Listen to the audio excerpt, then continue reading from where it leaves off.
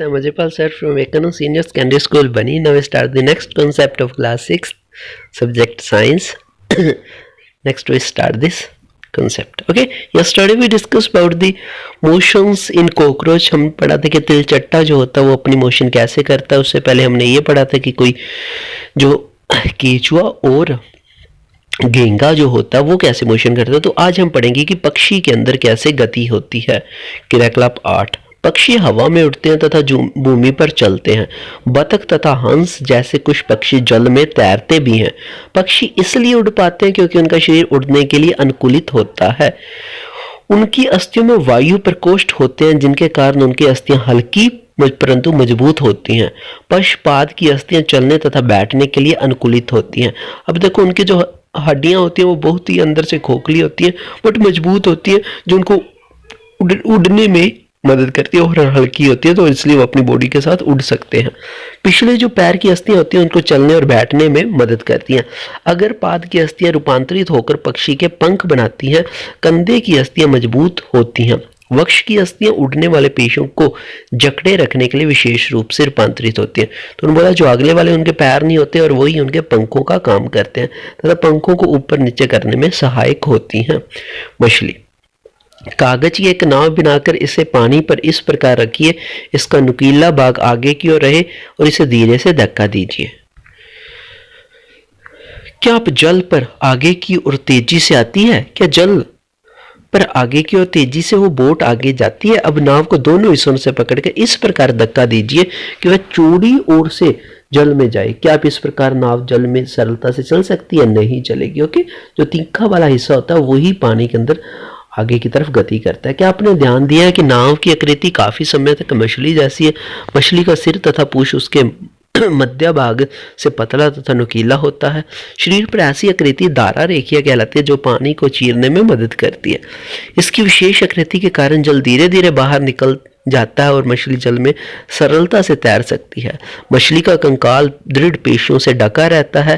तैरने की प्रक्रिया में शरीर का अग्र भाग एक और मुड़ जाता है और पूंछ विपरीत दिशा में जाती है. मछली चित्र 8.23 के अनुसार शरीर की गति को मोड़ती है तथा तीव्रता से उसकी पूंछ दूसरी दिशा में उड़ जाती है. तो अपने इस तरीके से शरीर को एडजस्ट करती है कि एक साइड इधर जाती है और दूसरी साइड अपोजिट होती है एक दूसरे से. और इस तरीके से जब वो मुड़ती है तो उससे एक झटका सा लगता है और मछली आगे की ओर चली जाती है. इस प्रकार के क्रमिक ताल से मछली आगे की ओर तैरती रहती है. पूंछ के पंख इस कार्य में उसकी सहायता करते हैं.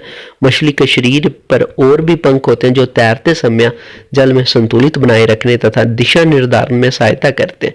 क्या आपने कभी ध्यान दिया है कि गोताखोर अपने पैरों से इन पंखों की तरह के विशेष रीतर फ्लिपर पहनते हैं जो उन्हें जल में तैरने में सहायता करते हैं. ओके, तो गोताखोर भी अपने पैर मछली के जैसे होते हैं और वो क्या करते हैं उसको पानी के अंदर तैरने में मदद करते हैं. सर्प कैसे चलते हैं? सांप कैसे चलते हैं? क्या आपने सांप को फिसलती हुई आगे बढ़ते हुए देखा है? क्या यह सीधा चलता है? सर्प का मेरुदंड लंबा होता है. शरीर की पेशियां क्षीण तथा असंख्य होती हैं, वे परस्पर जुड़ी होती हैं चाहे वे दूर ही क्यों ना हो. ये मेरुदंड पसलियां एवं त्वचा को एक दूसरे से जोड़ती हैं. सर्प का शरीर उनके वल्या से मुड़ा होता है, इसी प्रकार सर्प का प्रत्येक वल्या इसे आगे की ओर धकेलता है. इससे शरीर उनका वल्या बनाता है और प्रत्येक वल्या आगे को धक्का देता है. इसी कारण सर्प बहुत तेज गति से आगे की ओर चलता है परंतु सरल रेखा में नहीं चलता. हमने विभिन्न जंतुओं की गति प्रदान करने वाली अस्थियां तथा पेशियों के विषय में जानकारी प्राप्त की. पहेलियां बुझो के पिटारे में विभिन्न जंतुओं की गतियों से संबंधित अनेक प्रश्न है. इसी प्रकार अपने मस्तिष्क में भी आपके मस्तिष्क में भी अनेक प्रश्न उभर रहे होंगे. प्रसिद्ध ग्रीक दार्शनिक अस्तित्व ने अपनी पुस्तक ग्रेट ऑफ एनिमल्स में सव्या अपने आप से ऐसे अनेक प्रश्न पूछे थे. विभिन्न जंतुओं के शरीर में विभिन्न भाग क्यों होते हैं? यह विशेष अंग उन जंतुओं की विशेष गति में किस प्रकार सहायक है? विभिन्न जंतुओं के शारीरिक अंगों में क्या समानताएं या विभिन्नताएं हैं? विभिन्न जंतुओं को चलने के लिए कितने अंगों की आवश्यकता होती है? मनुष्य के 2 पैर तथा गाय और भैंस के 4 पैर क्यों होते हैं? बहुत से जंतु समपादी और होते हैं क्यों? हमने पैरों के मुड़ने का ढंग हमारे हाथों की तुलना में अलग क्यों है? इतने अधिक प्रश्न संभव तो हमने क्रियाकलापों द्वारा अपने कुछ प्रश्नों के उत्तर प्राप्त करने का प्रयास किया. हमें कुछ और प्रश्नों के उत्तर खोजने हैं. तो ये हमारा चैप्टर कंप्लीट हो चुका. आपने ये चैप्टर अच्छे से करना है.